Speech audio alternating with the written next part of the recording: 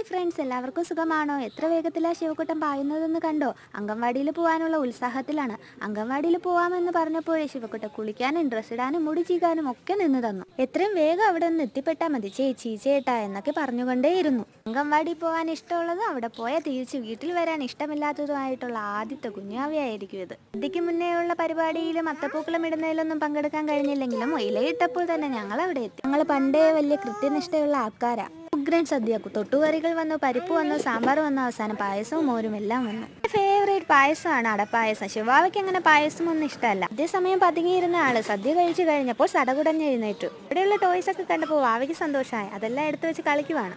ഇവിടെ എന്താ ഇത്രയും സൗണ്ട്? എൻ്റെ സ്കൂളിലൊന്നും ഇത്രയും സൗണ്ട് ഇല്ലല്ലോ, എൻ്റെ ചെവി വേദനിക്കുന്നതെന്ന് പറഞ്ഞ് ചെവിയും പൊത്തി വേറൊരു കുട്ടി. ഒരു കുട്ടി എടുക്കുന്ന ടോയ് മറ്റൊരാൾക്ക് വേണം. അങ്ങനെ ആകെ പൊല്ലാപ്പെല്ലാം മേച്ച് നടക്കുന്ന അംഗൻവാടി ടീച്ചറെ ഞങ്ങൾ ഒരു നിമിഷം ഓർത്തുപോയി. എല്ലാ കുട്ടികളുമായി കമ്പനിയായി. അവസാനം എല്ലാ കുട്ടികളും പോയി കഴിഞ്ഞപ്പോഴാണ് ശിവാവ് വീട്ടിൽ വരാൻ